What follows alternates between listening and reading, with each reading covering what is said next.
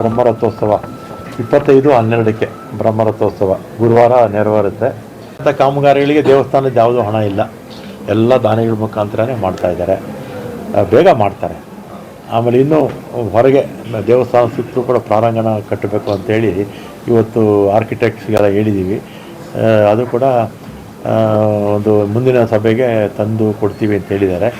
ನೋಡೋಣ, ಅದಕ್ಕೂ ಯಾರೊಂದು ದಾನಿಗಳು ಬರ್ಬೋದು, ಇಲ್ಲಾಂದರೆ ನಮ್ಮ ದೇವಸ್ಥಾನದ ಹಣದಲ್ಲಿ ಮಾಡ್ತೀವಿ. ಆಮೇಲೆ ಲ್ಯಾಂಡ್ ಅಕ್ವಿಷನ್ಗೆಲ್ಲ ಈ ಸಲ ಬಡ್ಜೆಟ್ಗೆ ನಾನು ಮುನಿಯಪ್ಪನವರು ಮುಖ್ಯಮಂತ್ರಿಗಳಿಗೆ ಹೇಳಿ ಹಣ ಕೇಳಬೇಕು ಅಂತ ತೀರ್ಮಾನ ಮಾಡಿ. ಎಷ್ಟು ದಿನದ ಒಳಗಡೆ ಕಾಮಗಾರಿ ಪೂರ್ಣ ಆಗುತ್ತೆ? ಬೇಗ ಮಾಡ್ತಾರೆ. ಒಳ್ಳೆ ಕಾಂಟ್ರಾಕ್ಟರ್ಸ್ ಕೂಡ ಕೇಳಿದ್ದೀವಿ. ಆಮೇಲೆ ಒಂದು 4-5 ಕೆಲಸ ಇದೆ, ಒಬ್ರಿಗೆ ಕೊಡೋದು ಬೇಡ, ಒಂದೊಂದು ಕೆಲಸ ಒಬ್ಬೊಬ್ರು ತಗೊಳ್ಳಿ ಕ್ಲೀನಾಗಿ. ಅದರಲ್ಲಿ ದೇವಸ್ಥಾನದ ಕೆಲಸದಲ್ಲಿ ಯಾರೂ ಲಾಭ ಹೆಚ್ಚು ಎಕ್ಸ್ಪೆಕ್ಟ್ ಮಾಡಬಾರ್ದು, ದೇವ್ರ ಕೆಲಸ ಅಂತ ಮಾಡಬೇಕು.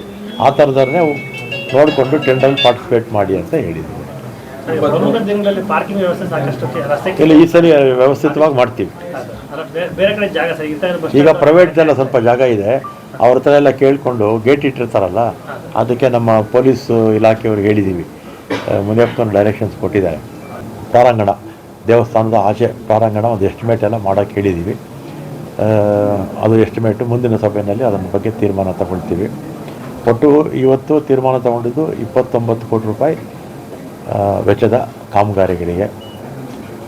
ಮತ್ತು ಅದು ಬಿಟ್ಟರೆ ಈಗ ಪ್ರತಿ ವರ್ಷ ಇಲ್ಲಿ ರಥೋತ್ಸವ ಆಗುತ್ತೆ. ಬ್ರಹ್ಮರಥೋತ್ಸವ 25/12ಕ್ಕೆ ಬ್ರಹ್ಮರಥೋತ್ಸವ ಗುರುವಾರ ನೆರವೇರುತ್ತೆ. ಮತ್ತು ಈ ವಿಶೇಷವಾಗಿ ಸಲ ಹೂವಿನ ಅಲಂಕಾರ ಮತ್ತು ದೀಪ ಅಲಂಕಾರ ವ್ಯವಸ್ಥೆ ಕಲ್ಪಿಸೋದಕ್ಕೆ ನಮ್ಮ ಉಸ್ತುವಾರಿ ಸಚಿವರು ಡೈರೆಕ್ಷನ್ಸ್ ಕೊಟ್ಟಿದ್ದಾರೆ.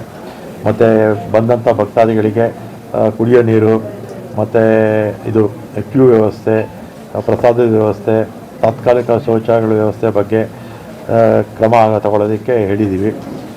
ಮತ್ತು 25-26ನೇ ಸಾಲಿನ 1ನೇ ತಾರೀಕು ಕ್ಷೇತ್ರಕ್ಕೆ ಆಗಮಿಸಿರುವ ವಾಹನಗಳಿಗೆ ಸುಂಕ ಇರೋದಿಲ್ಲ. ಈ ಸಲ ಎಲ್ಲ ಸುಂಕ ವಸೂಲಿ ಮಾಡ್ತಾಯಿದ್ದಾರಲ್ಲ, ಎಲ್ಲ ವಾಹನಗಳು ಕೂಡ ಸುಂಕ ತಗೋಬಾರ್ದು ಅಂತ ಹೇಳಿದ್ದೀವಿ. ಆಮೇಲೆ ಇದು ನಮ್ಮ ಮುನಿಯಪ್ಪನವರು CEO ಹತ್ರ ಮಾತಾಡಿ ಒಂದು ಡೈರೆಕ್ಷನ್ಸು ಕೂಡ ಕೊಡ್ತಾರೆ, ಇದು ಸುಂಕ ವಸೂಲಿ ಬೇಡ ಅಂತ. ಮತ್ತು ಗರ್ಭಿಣಿ ಹಿರಿಯ ನಾಗರಿಕರಿಗೆ, ಆಮೇಲೆ ವಿಕಲಚೇತನರಿಗೆ, ಚಿಕ್ಕ ಮಕ್ಕಳನ್ನ ತೊಗೊಂಬಂದಿರ್ತಾರೆ, 1 ವರ್ಷದ ಇರ್ತಾರಲ್ಲ ಅವ್ರಿಗೆ, ಗರ್ಭಿಣಿ ತಾಯಂದಿರಿಗೆ ನೇರವಾಗಿ ದೇವಸ್ಥಾನಕ್ಕೆ ಹೋಗೋ ರೀತಿ ವ್ಯವಸ್ಥೆ ಕೂಡ ಮಾಡ್ಕೊಂಡಿದ್ದಾರೆ. ಈ ವರ್ಷದ ಇದು ರಾಸುಗಳ ಜಾತ್ರೆ 10ರಿಂದ 18ನೇ ತಾರೀಕು ಲಾಸ್ಟ್, 10ರಿಂದ 18 ಅಂದರೆ 9 ದಿನ ರಾಸುಗಳ ಒಂದು ಜಾತ್ರೆ.